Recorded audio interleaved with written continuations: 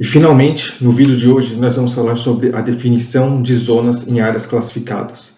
Estamos no quarto vídeo sobre os conceitos básicos de áreas classificadas e no Xvideos de hoje nós vamos ver os conceitos de fontes de risco e ventilação. Bora lá!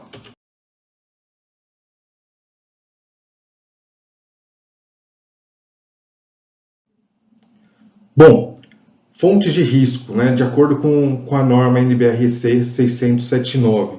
Tá? Aqui eu coloquei fonte de risco como um termo genérico, tá? Mas a gente divide os termos aqui para gases e vapores, onde a gente coloca o nome fonte de risco, essencialmente, onde é o ponto ou local no qual o gás, vapor, névoa ou mesmo o líquido pode ser liberado para a atmosfera. Tá? Eu coloco aqui, importante ressaltar, mesmo o líquido, porque por mais que numa situação onde ele esteja ali dentro da tubulação, controlado, ele não exale vapor, ao vazar dessa tubulação ou de algum equipamento, em contato com a atmosfera, ele pode sim exalar algum tipo de gás ou vapor.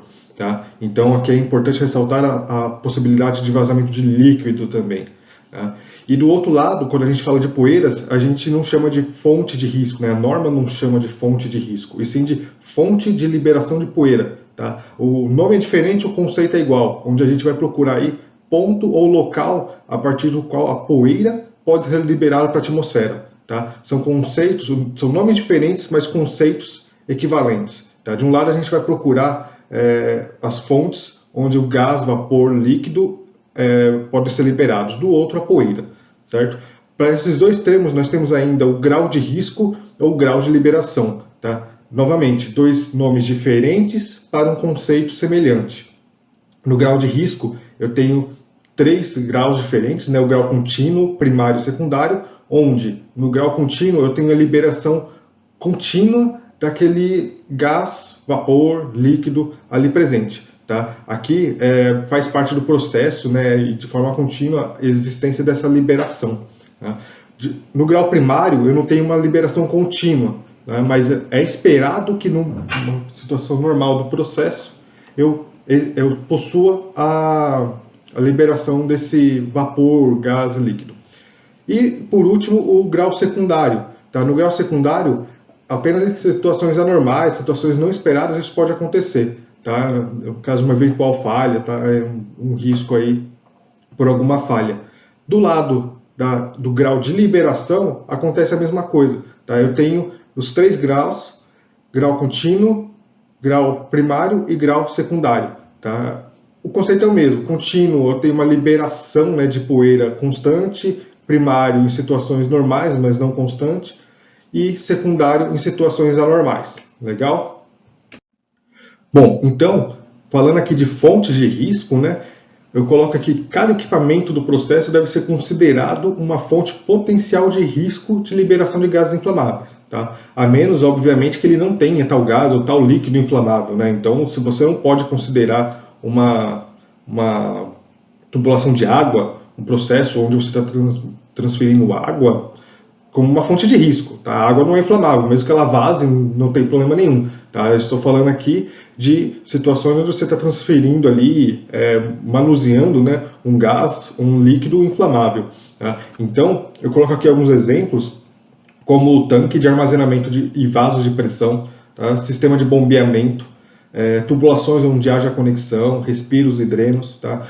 Obviamente, uma tubulação inteiriça, uma tubulação totalmente soldada, ela não vai gerar esse risco, porque uma tubulação inteiriça não tem por onde o gás vazar, a não ser, obviamente, que alguém fure aquilo ou a corrosão, tá, com o tempo dessa tubulação acabe gerando um furo, Mas aí vai muito da manutenção, dos cuidados de cada empresa, tá? A ponto da tubulação corroer e gerar o vazamento de algum líquido, Se esse líquido, o gás, é muito corrosivo, tem que haver algum tipo de monitoramento ali com instrumentos, Então, é muito do cuidado, mas de forma geral, uma tubulação inteiriça não seria considerado aí uma fonte de risco, Mas existem vários outros pontos do nosso processo, eu coloquei até algumas imagens aqui para ilustrar, podem ser considerados e devem ser analisados, perfeito? E com relação às poeiras, muitos fatores podem influenciar o que vem a ser uma fonte de liberação de poeira, né, uma fonte de risco, né? Por exemplo, as pressões positivas, tamanho de partícula, né, porque lembrando, né, uma barra de aço, ela não é inflamável, né, mas você pega a malha, né, pega um bombril, por exemplo, né, ela inflama facilmente, né? Umidade, velocidade e altura na queda do transporte, tudo isso pode influenciar aí na classificação da sua área, tá? Na análise de liberação de poeiras. Aqui eu tenho alguns exemplos, né, no interior de tanques de mistura ou silos de armazenamento, tá, com movimentação frequentes. Quando você tem o abastecimento de um silo ou retirada de material de um silo, isso gera uma nuvem de poeira. Tá? Então essa nuvem é um risco potencial. Em torno de uma área de envasamento ou esvaziamento. Tá? Então você pega aqui nessas imagens, né, um caminhão descarregando grãos ou sendo carregado, né, por grãos. Ambas as situações aqui, ela está gerando, a gente pode até ver aqui na imagem, uma nuvem de poeira, né, no momento do transporte. Esteiras transportadoras também pode gerar, né, o movimento desses grãos, né, dessa substância pode gerar uma poeira inflamável também. Em qualquer lugar onde haja acúmulo de poeira sobre equipamentos elétricos, tá, os geradores de calor também é uma fonte de risco, né, quando a gente fala de áreas com poeiras. Tá? E por último aqui nós temos a ventilação. A ventilação pode sim influenciar de forma positiva, né, no grau de classificação de risco, áreas onde existem gases ou vapores inflamáveis, tá? Porque com uma ventilação forçada, um alto nível de ventilação, né, você consegue diluir, tá, aquela atmosfera explosiva. Tá? Então, de repente, o que seria classificado como um grau de risco contínuo ou um grau de risco primário, ele pode ser diluído para um grau de risco secundário, por exemplo. Né? Então você consegue diminuir o risco de acordo com a ventilação. Tá? Inclusive, muitas empresas acabam por desclassificar áreas, né? Fazer um projeto de desclassificação da área, né? Forçando a ventilação em um determinado ambiente. Então, onde seria considerado uma zona 2, por exemplo, eu consigo colocar ali ventiladores, tá? Ou seja, uma ventilação forçada, para que numa eventual um vazamento de gás, essa ventilação consiga diluir rapidamente esse gás, né? E aquele ambiente deixa de ser uma área classificada. Tá? Mas a gente tem que tomar cuidado, porque eu estou falando aqui de gases e vapores combustíveis. Tá? Quando a gente está falando de uma área com dispersão de poeiras, tá? De repente a ventilação forçada pode causar um efeito contrário. Então você tem ali um armazenamento de grãos. Se você forçar uma ventilação ali, pode levantar uma nuvem de poeira, tá? E aí tornar aquela área de um grau primário para um grau contínuo, tá? Porque a ventilação vai gerar uma nuvem ali constante. Tá? Então a gente tem que tomar muito cuidado na hora de analisar a ventilação do ambiente. Tá? Essa ventilação, eu comentei aqui sobre a ventilação artificial, né? A ventilação forçada através de ventiladores, mas isso também pode ser avaliado numa eventual ventilação natural, né? Onde você tem um ambiente totalmente aberto, com uma boa ventilação durante todo o ano, e aquele ambiente diminui o grau de risco por causa dessa ventilação natural. Legal? Bom, então finalmente nós vamos falar aqui das classificações por zonas. Tá? Quando a gente fala de zona 0, 1 e 2, 20, 21, 22, o que significa todos esses códigos, né? Quando a gente fala de gases, a gente está falando de zona 0, 1 e 2. Tá? 0, 1 e 2 é baseado aqui no grau de risco que foi medido naquele ambiente. Tá? Então a gente viu até aqui como identificar as fontes de risco e como classificá-las. Né? O grau de risco contínuo, lembrando aqui, é quando a exposição à mistura explosiva acontece de forma contínua por longos períodos, né? Como a gente havia colocado nos primeiros slides aqui. Quando a gente vai para uma zona 1, a gente está considerando que ali é um grau de risco primário, tá? Ou seja, acontecem provavelmente condições normais do processo. E zona 2, grau de risco secundário, ou seja, pouco provável em condições anormais. Tá? Então, tudo isso que a gente viu até aqui nos deu a base para entender o que é uma zona 0, 1 e 2 através do grau de risco, tá? Avaliado para aquele ambiente. Quando a gente fala de poeiras, a gente classifica como 20, 21, 22. Tá? Então, para poeiras, a gente coloca o 2 aqui na frente e a base, tá? O grau de risco, ou grau de liberação nesse caso, né?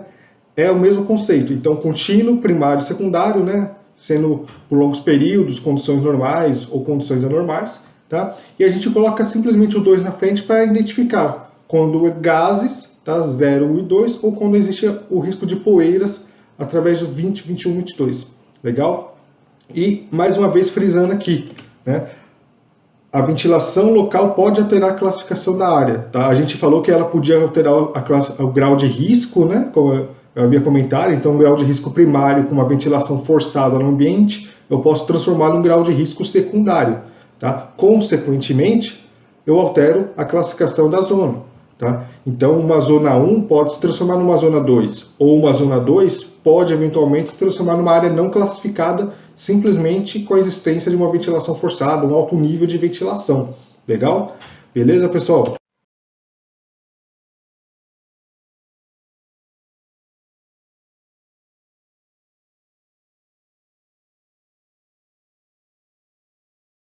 Bom, então o que é um método à prova de explosão, né? Então eu coloquei aqui um método de proteção contra explosão baseado no princípio da contenção da explosão, né? Lembrando que a gente comentou isso no outro vídeo, deixei o card aqui em cima, tá, para vocês darem uma olhada nesse vídeo sobre os métodos de proteção.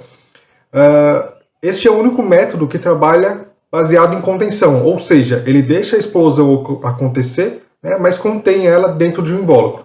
Tá? A marcação base dela é o EXD, tá? E as normas relevantes, a NBREC 600.79-1, 600.79-14, né? 14 é referente à parte de instalação elétrica, né, em campo, enquanto a 600.79-1 diz respeito ao produto em si, né, que é a prova de explosão. Tá? Bom, como funciona o método, né? Então, eu tenho um invólucro, né, extremamente robusto aqui, né?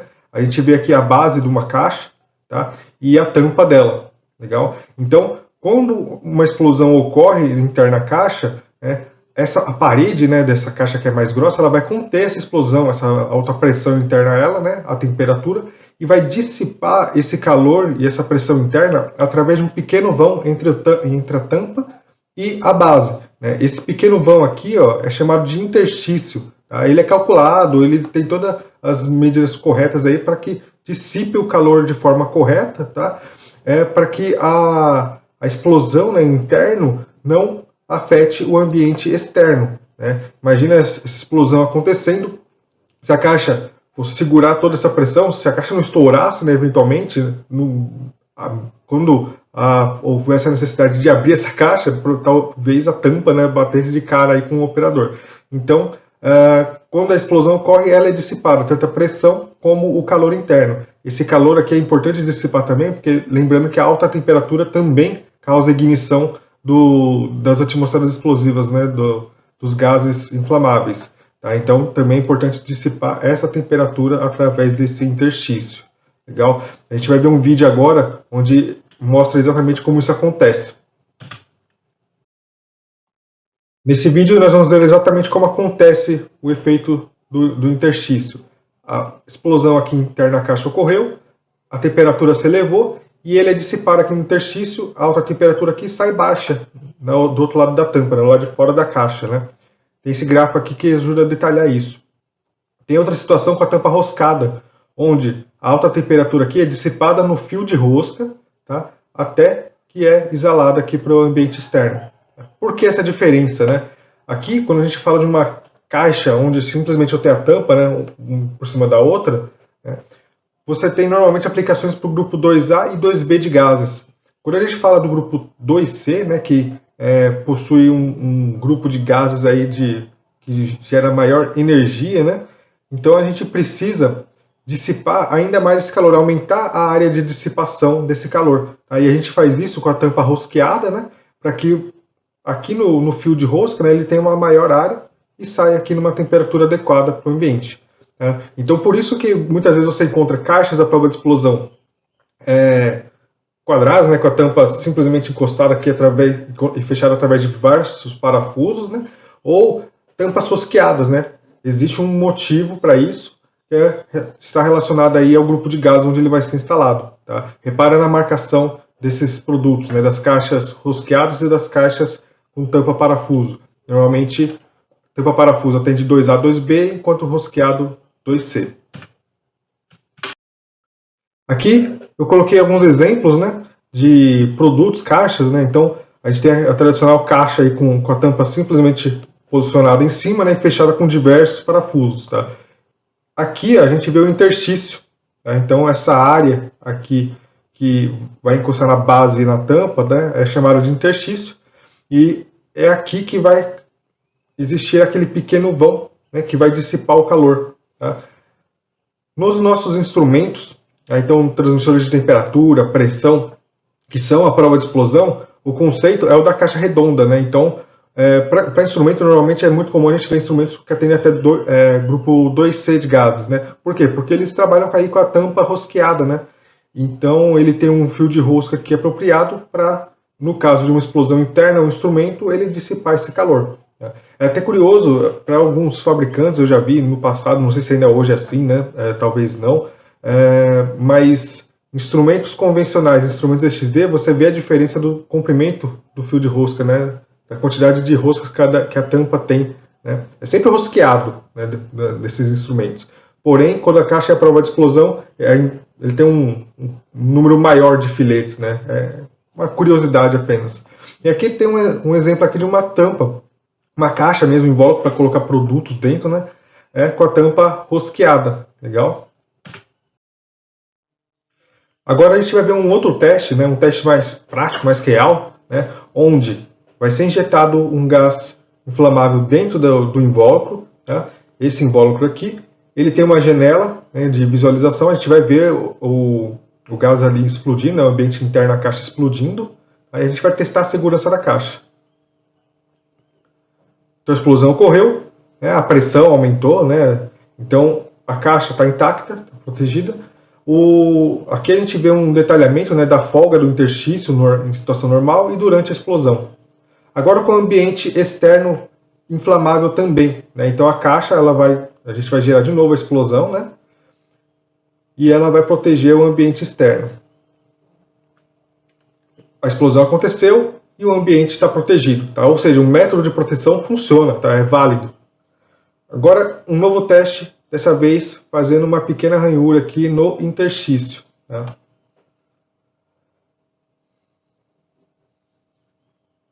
A caixa não protegeu mais nada. Né? É interessante ver, né, como o interstício ele é vital para proteção contra explosão. Tá? Então, imagina que nesse diagrama que eu coloquei, né, você tem a folga normal da caixa, durante a explosão ele vai causar uma pequena deformação, né, uma pequena expansão, mas se você tiver ali uma ranhura, né, você danificou o interstício, né, o calor que era para ser dissipado naquela área, né, já não vai ser dissipado como deveria. E a temperatura pode sair mais elevada do que deveria dessa caixa e causar explosão externa. Então, por isso, o método, a prova de explosão, é um método válido, tá? É muito usado, inclusive, né, porque é um método simples de se trabalhar, porque você pega uma caixa prova de explosão, coloca produtos convencionais dentro dele, né, disjuntores, CLPs, etc., fecha a caixa e usa. Né? Porém, durante toda a vida útil do produto, você tem que se preocupar com a manutenção correta dele. Tá? Não adianta fechar a caixa de qualquer jeito, passou o tempo, o interstício pode enferrujar, uma série de situações pode acontecer que vai prejudicar a proteção contra a explosão desse invólucro. Tá? Então, a manutenção nesse tipo de proteção, né, que é uma proteção mecânica, é essencial. Tá? Bom, eu coloquei aqui outros exemplos de produto à prova de explosão, né? Então a gente não fala só de instrumentos, sensores para a área ou somente caixas, né? A gente tem também câmeras de vigilância à prova de explosão, né? Com invólucro à prova de explosão, motores, tá? Luminárias, que painéis, né? Mais complexos, né? Mais completos de automação. E para todos esses produtos a gente tem os três níveis EPL, né? Então o EXDA, o EXDB e o EXDC, ou seja, o EXDC aqui é um produto à prova de explosão para a zona 2. O EXDB é um produto à prova de explosão para a zona 1 e o EXDA, né, para a zona 0. Aqui só uma observação que o EXDA ele foi acrescentado agora, na última versão da norma, né, da 679-1. tá? E ela é focada somente para um tipo de analisador, né, de campo. Então não é muito trabalhado, até então ele nem existia. Tá? O método da prova de explosão ficava fixo aqui, ficava somente nos ambientes zona 1 e zona 2. Tá? Agora a norma abriu um caso aí para uma zona 0, com equipamento à prova de explosão. Legal? Esse aqui é um exemplo de uma marcação EX, a prova de explosão é o EXDB 2C T4 IP66. Tá? Então, exemplo de marcação e produtos. Legal?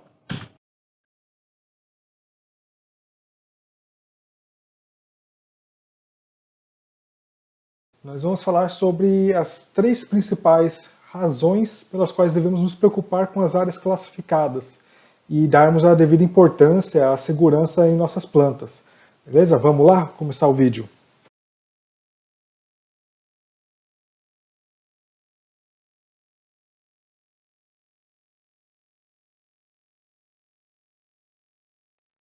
Bom, a primeira importância aqui, né, a primeira razão que eu vou colocar é a responsabilidade perante a lei. Né? Então, todo mundo que trabalha com elétrica ou trabalha com a parte de segurança, muito provavelmente, certeza, conhece a NR10, tá? Já estudou a NR10. E na NR10, o item 10.9, ele coloca as informações a respeito da proteção contra incêndio e explosão. Tá? A NR não é tão ampla, né, como a norma em si, obviamente, com relação aos requisitos, né, mas ela coloca assim, um dos principais requisitos que eu destaquei aí, né, item 10.9.2, que é que todo equipamento elétrico que você vai instalar na área classificada, né, numa área com potencial explosivo, ele deve ser avaliado com relação à sua conformidade no âmbito do Sistema Brasileiro de Certificação. Tá? O que isso significa? O produto tem que ter o certificado em metro. Tá? Então, se você vai instalar um motor, um transmissor de pressão, temperatura, um PLC, um painel elétrico, qualquer coisa que você for instalar em área classificada, uma área com potencial, risco potencial explosivo, esse equipamento tem que ter um certificado parecido com esse, tá? Esse aqui é da TUV, existem diversos outros órgãos certificadores, tá? Mas tem que ser algo parecido com isso aqui, um certificado em metro que ateste que aquele produto é apto a estar trabalhando numa área com potencial explosivo, tá? E ainda em cima da NR10, né, a gente tem a parte do item 10.13 sobre as responsabilidades, tá? Muitas vezes o pessoal negligencia, achando que assim, não vai acontecer com ele, ou que às vezes é indiferente. Né? Com relação às responsabilidades, a norma coloca que as responsabilidades do cumprimento da NR, né, como está colocado aqui, são solidárias ao contratante e às contratadas e o contratado envolvido. Tá? Eles respondem civis e criminalmente, tá, por uma situação de algum sinistro, né, algum acidente que possa vir a ocorrer. E, de novo, contratantes e contratados. Tá? Ou seja, a empresa é responsável, mas o funcionário, sei lá, de repente o funcionário responsável por aquela área, responsável por uma manutenção, ele também pode ser responsabilizado pelo acidente, ou seja lá o que tiver ocorrido de sinistro. Tá? Então, assim, a gente não pode pensar que isso daí é um problema da empresa que eu trabalho. Tipo, se ela não aplica, eu sigo minha vida, não aplico também e toco o barco. Se acontecer alguma coisa, é culpa da empresa. Não, a culpa também é sua. Digamos assim, o CPF, né? Não é só a pessoa jurídica, a pessoa física também pode ser responsabilizada. Tá? Então, cabe aos trabalhadores, né, como destaquei aqui, se responsabilizar junto com a empresa, tá? Para o cumprimento das normas, beleza? E, para finalizar aqui a primeira razão, né, das responsabilidades perante a lei, eu coloquei aqui, destaquei outras duas partes, do 10.14, disposições finais, né, onde os trabalhadores devem interromper suas tarefas exercendo direito de recusa. Quer dizer, se você vê uma situação de risco, você trabalhando, sei lá, com uma furadeira, uma máquina de solda, um ambiente com área classificada, área potencialmente explosiva, você pode recusar a realizar o trabalho. Tá? Obviamente, você vai ter que justificar porque você está fazendo isso, né? Explicar, mas você pode se recusar, você está no seu direito. Tá? A NR aqui garante esse direito a você. Tá? E é muito importante porque você tem que levantar a bola, né? Como eu falei, você também é responsável. Tá? E na ocorrência do não cumprimento das normas, né, a empresa pode sofrer um embargo, né, uma interdição. Tá? E só para finalizar, e por último, né, não custa lembrar, NRs não são leis, né, mas por força de lei elas são obrigatórias. Tá? Beleza? Então essa foi nossa primeira razão, a parte de leis. Beleza? Então vamos seguir aqui em frente. Segunda razão, vidas, famílias, empregos e comunidades. Tá? Eu vou colocar aqui um vídeo, talvez para alguns o vídeo já seja bem, já tenha sido visto várias vezes, né? Vai ter esse vídeo mais um outro. Aqui foi uma situação na Pemex, refinaria do México, tá? Em 2012. Foi um acidente bastante grave, onde ocorreu uma explosão, tá? 26 mortes, 40 feridos. Tá? Então tem vidas em jogo, né?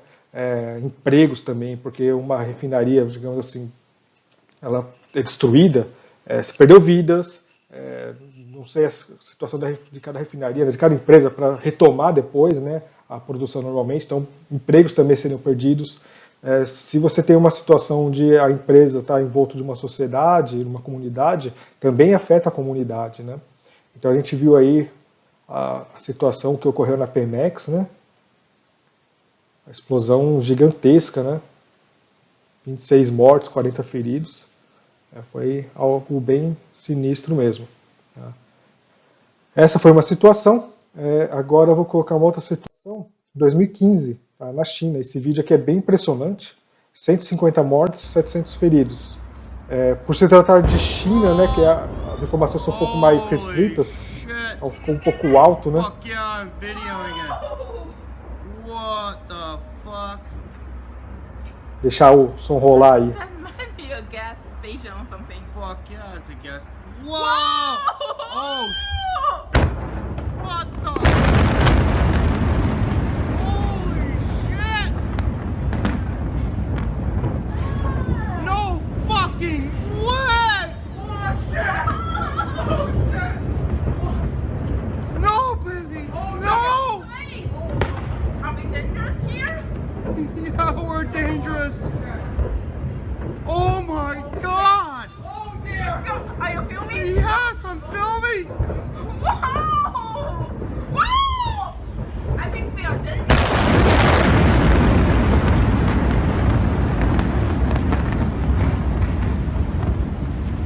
Let's go! Então, vocês veem que é um vídeo bem sinistro, assim, né, do que ocorreu. Perigo extremo, né? Aconteceu no porto, então 700 feridos, 150 mortes, meu Deus, é muita coisa, né? E isso não acontece só lá fora. Essas coisas também acontecem no Brasil. Aqui alguns exemplos que tivemos através de notícias, né? 2001, plataforma P-36, né? Deixou 11 mortos na Bacia de Campos. Explosão na Narcroma, espalhou uma nuvem de fumaça em Resende, né? Então, como eu falei, isso afeta a comunidade no entorno da empresa também, né? Incêndio no Porto de Santos, explosão na Uzi Minas, né? Eu acho que foi ano passado, 2019, se não me engano, 2018, 2018, enfim. Também afetou bastante a comunidade lá no lado de Patinga, né? Onde lojas foram, por causa do deslocamento de ar, né? Algumas lojas quebraram vidros, material caiu no chão, enfim, afetou a comunidade no entorno, né?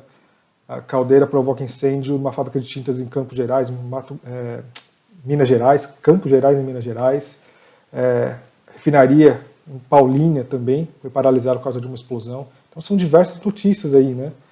Então não é algo que acontece só lá fora, tá? Aqui acontece bastante também. Obviamente as notícias acabam sendo um pouco abafadas muitas vezes, né? Mas assim, não é dado a devida audiência para isso, né? E por último, eu coloco aqui como terceira razão a sua própria vida, tá? Por quê? Porque de repente você não se importa com a parte legal do negócio, né? A parte de lei. Não se importa com o que acontece com o seu redor, com as vidas que você está lidando aí. Talvez você se importe com a sua própria vida, né? Porque quando acontecer, pode ser que você esteja no local, pode ser que aconteça com você, né? Você vai acionar uma botoeira ali que esteja em área, de forma inadequada na área classificada, Pode ser você que, de repente, não deu devida importância naquela caixa prova de explosão cheia de parafuso, né? Falou, deixa esse parafuso aqui, não precisa. E aí na hora que você liga a caixa, sei lá, a explosão acontece com você ali naquele ambiente, né? Então, se você não pensar nas outras duas razões, pense em você mesmo, né? Para garantir a sua própria segurança dentro de uma área classificada que possui alto grau de risco, né?